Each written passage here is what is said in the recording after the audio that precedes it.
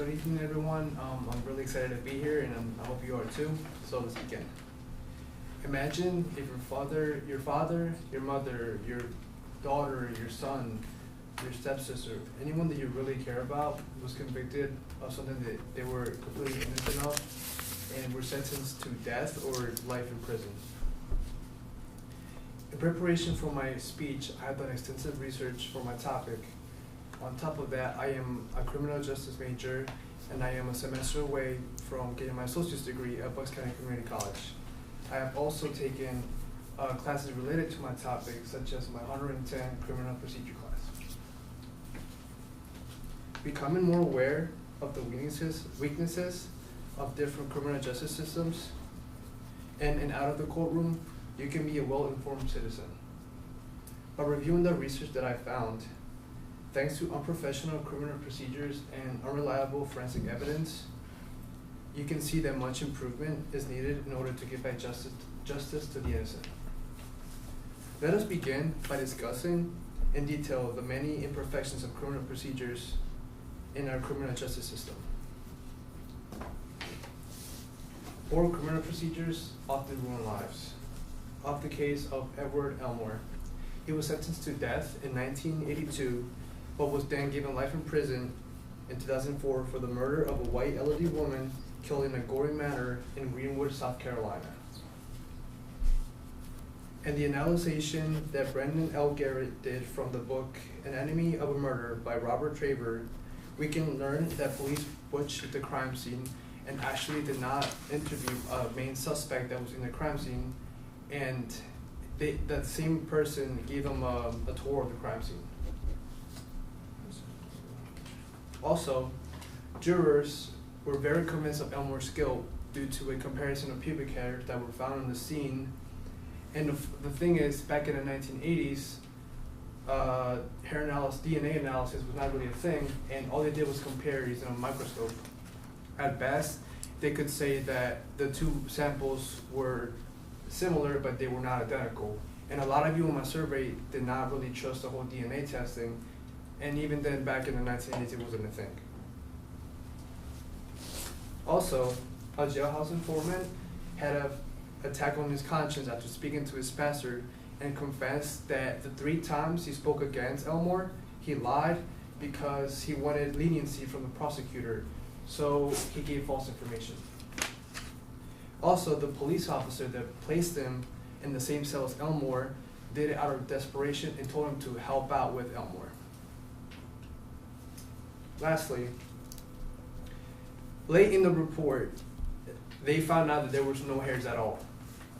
And the same day that he got arrested, he was pulled for hair testing and was said that hairs were found in the crime scene. So they're kind of contradicting each other. After 11,000 days in prison and the release of this book, he is not free but not exonerated. Then there's the case of Carlos de Luna, which is way more tragic. The book Los Tocayos Carlos, written by Professor James Littman and a team of 5 law students, is also analyzed by Brendan Garrett and tells how Carlos de Luna ended up being executed on December 7th, 1989. His last words was, "I want to say I had no grudges. I hate no one. I love my family. Told everyone in death row to keep up the faith and don't give up." There was an unreliable eyewitness, no forensic evidence, no confessions, or a murder weapon after the woman was killed at a gas station in Texas. De Luna had mental limitations, so therefore the police didn't do much in order to get a confession from him.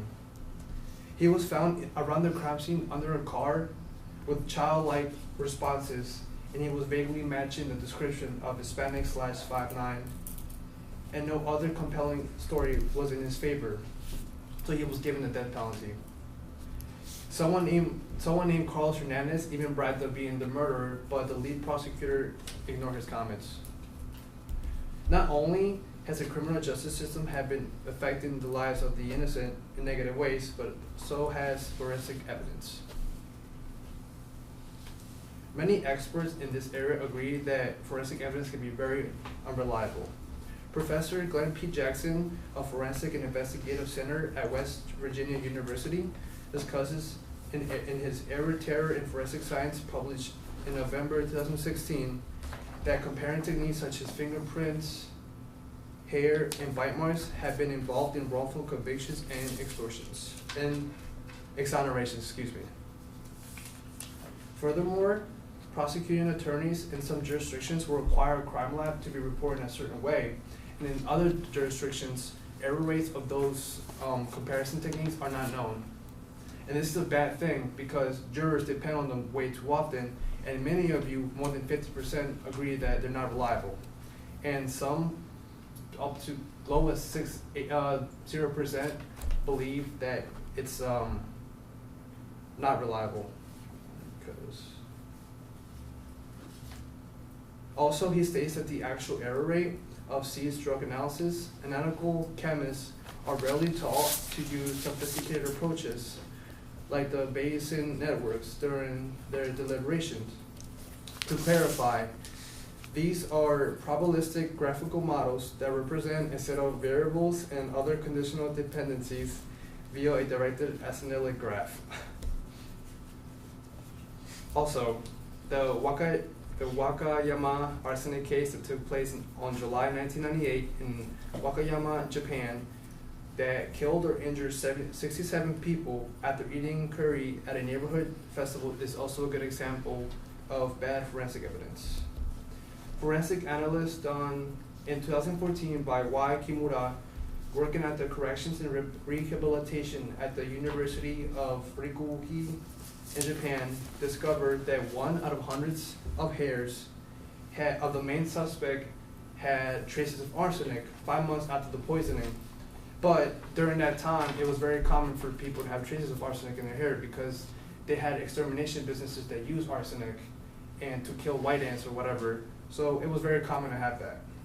Also, the attorneys of the main suspect, which is referred to as H in the journal, argued that this was an unfair use of evidence because the arsenic found in her hair should have been oxidized into its pentavalent form after 5 months. Lastly, Camila Cruz from the New Genetics and Society Department of Thematic Studies in Linköping University in Sweden states in a 2012 peer-reviewed journal that she argues a legal story told, not just in the courtroom, affects whether or not a piece of evidence is of value in a case and what conclusions it can support. She argues that storytelling can transform lab results, and not often good lab results, into meaningful forensic evidence, and to be very careful of the pre-trial investigations run by an agency that can have a bias in forensic lab analysis, which was the case of Carlos de Luna. Now that you heard about their cases, imagine the families and what they felt. The officers, the police officers, the judges, the chemists, everyone involved got to go home, but they didn't. Even though there was not enough evidence to say they were guilty, yet they were convicted. Criminal justice systems, which we presumably should trust, have needed improvement in the past. And their procedures and evidence, and by knowing its defects, you are now a more aware individual and can raise awareness to whoever might need it. Thank you.